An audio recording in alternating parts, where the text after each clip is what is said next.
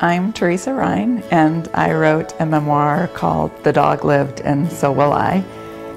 I usually jokingly say that's the everything I needed to know about cancer I learned from my dog story, but it's really a lot more than that. It's also two love stories, me and my dog, of course, but there's also a human love story in there. When I adopted my dog, Seamus, he was only about a year old. I was at a pretty difficult time in my life. I had just gone through a divorce, which was my second.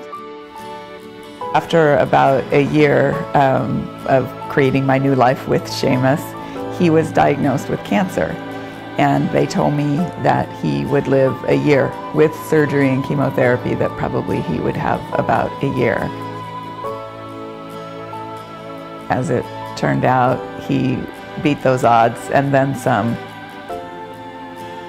He was still alive when I was diagnosed with cancer myself.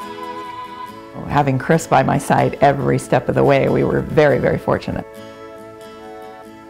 So I had to really focus on that and realize that I wasn't going to get through this by being cynical and by thinking about how horrible everything was, that I was going to have to start thinking about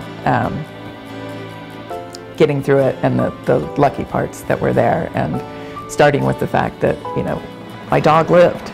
And that's where the title came, that's what Chris kept telling me. The dog lived and you will too. And finally I kind of got that through my head. The dog lived, and so will I.